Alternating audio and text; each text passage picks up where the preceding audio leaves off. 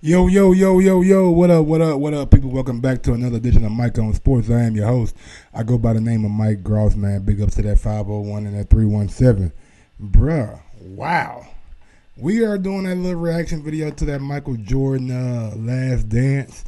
I'm taking it commercial by commercial, so I'll be this video will be like done at doing every commercial of the Michael Jordan documentary.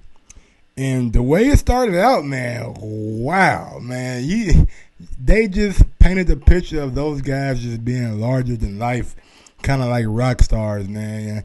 You see how the people were outside, waiting outside the Bulls arena for them to get on the bus, just screaming, Michael, Michael, Michael. And then when you hear him speak, you hear people who aren't from America who came just over just to see Michael Jordan play. The Bulls were a larger than life kind of sports team. They were internet ready before the internet. You know what I'm saying? Honestly, man, like the amount of what's the word I'm looking for?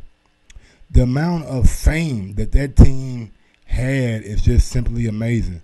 From Dennis Rodman to Michael Jordan to Scottie Pippen to Phil Jackson. And one thing that really rubbed me the wrong way during the first part of this documentary was the general manager, Jerry Cross.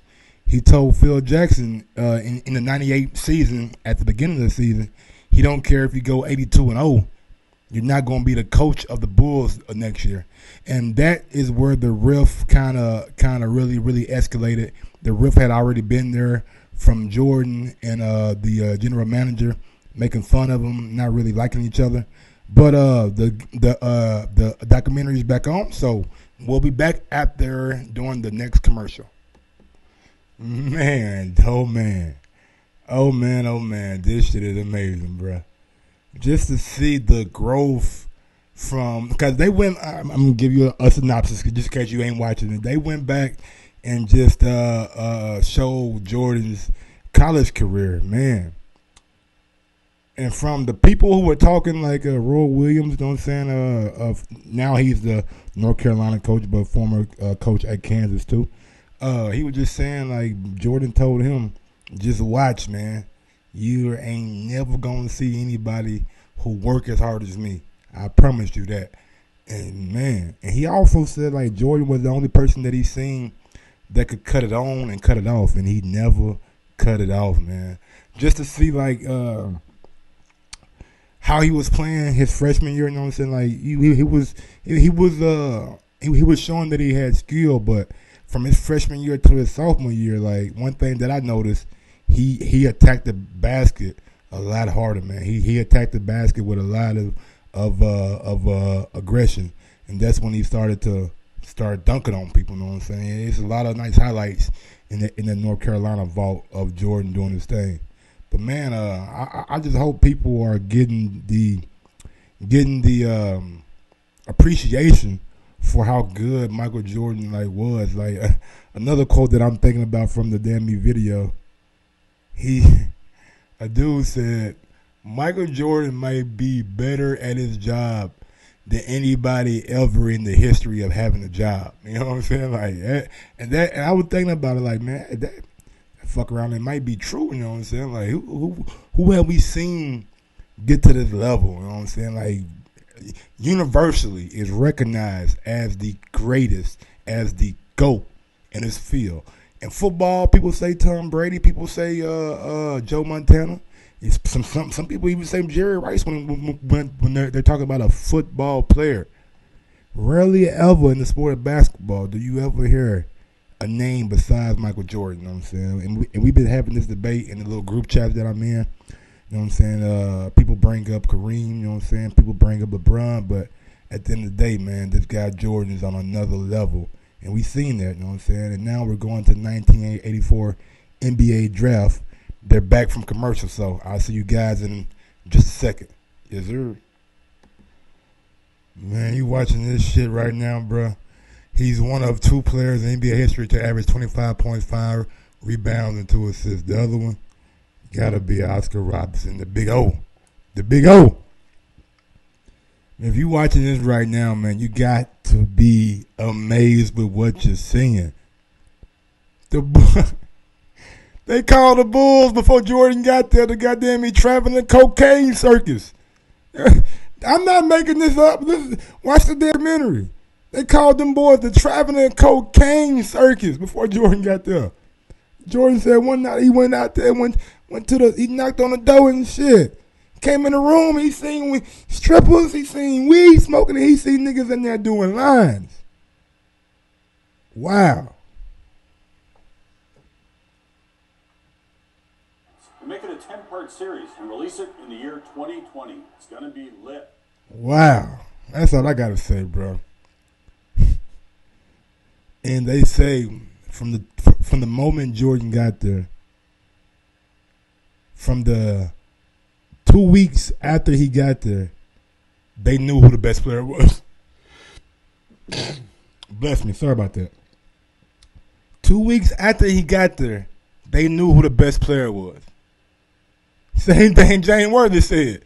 He said he played Jordan in college and he was better than him for 2 weeks. After that, the man was rocking. And to see what he did to the city of Chicago, they were showing the games when Jordan was a rookie. He wasn't, you know what I'm saying? He played his first game, so people really didn't know. The fucking stands was empty. I seen the damn ticket price say like $7, $8 for a ticket, $16 for a ticket. They was giving out tickets, you know, they was discounting them hoes. And to see the moment he got there to like the 2 months in, how the crowds came to the stadium, how the stadium became packed and rocking out, simply amazing, man. Simply amazing. And I respect it. Man, because sometimes you got to look at it and you got to recognize people for like what they do. And Jordan single-handedly, he changed that economy. He changed that whole economy by himself, man. Rookie of the year. Now we got to get into some more documentary because it's back. See y'all in a second. Right now, I am in utter disbelief. Scottie Pippen signed a 7-year, $18 million contract right before the league skyrocketed. And Jerry Reinsdorf said, from what he said, he told Scottie, don't sign this deal. It's too long. But wow, man, that's just amazing, bro. Like, I didn't realize, you know what I'm saying, Scottie was so underpaid. He was like ranked the 122nd highest paid player in the NBA. That's laughable, you know what I'm saying, for a guy of his skill level. And man, you start to see why the Bulls deemed this season the last dance, because Scottie Pippen's contract was up. Jordan said he wasn't gonna be playing without Phil. Phil was informed that he was not gonna be the coach again. So if Phil's not gonna be the coach, Scottie not being paid, so he unhappy. So he probably gonna leave because y'all ain't took care of him yet. And Jordan, you know what I'm saying, he tired himself to Phil. So man, and one thing that I must say, the way Jordan is trolling the general manager, it is hilarious, man. He asked him, are you going to go out with us and do some layups? He was like, yeah. Well, we're going to have to lower the rim a little bit for your little short ass. Then he asked him, what kind of pills do you take to stay so short? Are they diet pills? I'm like, wow, bro. Jordan had no chill when it came to the manager, you know what I'm saying? So, yeah, man, this documentary is very, very insightful and very entertaining, you know what I'm saying? You get to see this aspect from the inside, like with all this behind the scene footage. But we back to it, The Last Dance. I will be back. You know, watching this damn documentary, man, it seemed like the fucking Bulls organization just wanted to fucking self-sabotage what they had. I understand, you know what I'm saying, the minutes a restriction, but 7 minutes per half is just ridiculous. You know what I'm saying? It's laughable, and that's what Jordan was on when he came back from his injury. You know what I'm saying? He broke his foot. If you haven't been watching the documentary, but if you have, then you know what I'm talking about. But it just seemed like Jerry Krause was the guy in the center of all this goddamn controversy, man. That little fat dude fucked up a whole dynasty. You know what I'm saying? Like the way it's looking, Jordan had a sour relationship with management from his second year on. Man, boy, this documentary is very, very insightful, man. Really, really, really showing me a lot about how much of a struggle it was for the Bulls, you know what I'm saying, in the 98 season. Scottie Pippen missed half the year in 1998 because he chose to have a surgery on his injury and things like that, you know what I'm saying, later on than right after the season.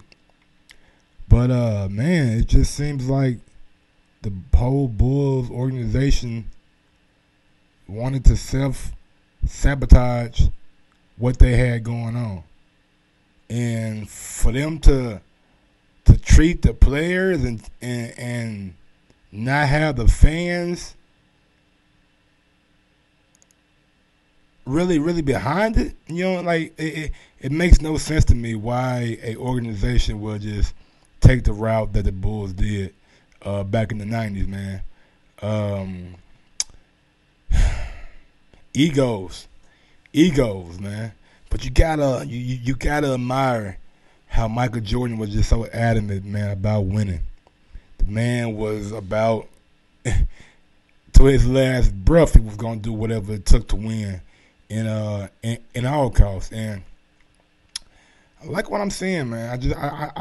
I can't say it enough, man. I like what I'm seeing. Mike is the guy. The competitive nature, you know what I'm saying, just drives a lot of us. But it just seemed to like drive him to another level where we couldn't even fathom, you know what I'm saying? But the documentary has been great so far, man. Excellent documentary. And as I say that, it is back on The Last Dance. I will be back. This is one of man, this shit just gives you that sense of what was I doing when I first seen the film of Jordan scoring 63 points in a game, and they're just going through the things, and I'm watching it like, man, I can remember me coming up as a kid and my pops having the Jordan VHS tapes that had that game on there, you know, and me watching it, me going outside trying to do some of those moves that were on the tape. It's just bringing back all those memories, bro. Like it was a truly amazing performance by Jordan that day. 49 the first game, came back and dropped a 63 Tress on that motherfucker, you know what I'm saying? Like, damn. This documentary is doing a great job, bro. Like, I'm not even on stunt. The music, the production, the behind the scenes, the old footage mixed with the new footage. They got Jordan at the house. He's sitting on in his lazy boy or whatever rich person chair he got. Got a cigar on the side of him. Got his little drink on the side of him. So he out there doing his thing. He definitely out there doing his thing, man. That's one thing that is just amazing, man. Just going back and getting that nostalgia that seeing this guy and seeing how many people he captivated. Because the man captivated a whole generation of players to play like him. You know what I'm saying? So it's truly amazing, man. It's truly amazing. Documentary is great. Jordan's first playoff series, you know what I'm saying? Really arrived on the scene. He really arrived and let everybody know, like Bird said, that ain't Michael Jordan out there playing. That's Jesus disguised as Michael Jordan. Because he was out there working them boys. Working them boys. I ain't gonna lie to you, boy. Good grief. That's one of the amazing things about sports, man. Sports is like the most beautiful live event that can be played out. Because there's so many ebbs and flows, so many ups and downs, so many ins and outs of a game. It's just captivating. It captivates the public. It captivates the players. It captivates the world. You know what I'm saying? And that's why I really do enjoy the sport of basketball and football and boxing. You know what I'm saying? All sports, but this Jordan documentary, this Last Dance documentary, they're covering so much stuff too, man.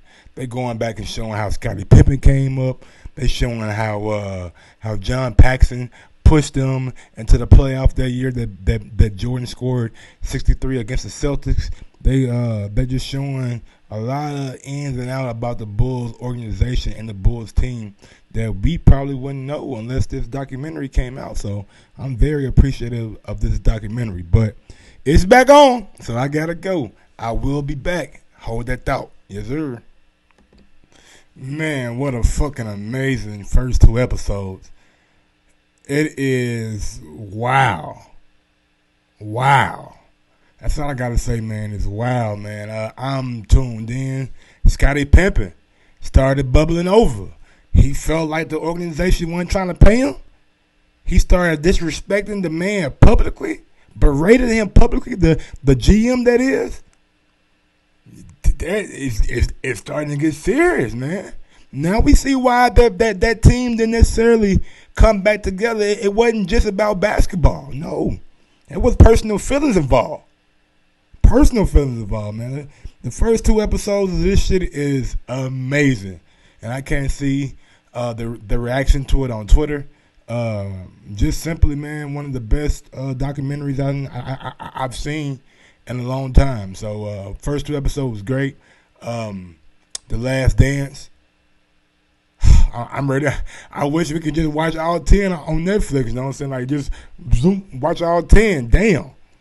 We gotta wait. We gotta wait till next Sunday to watch part 3 and 4. It's simply, man. Yeah, man. This makes me smile. Until next time, man. This has been Mike on Sports. Y'all know what it is. Yes, sir.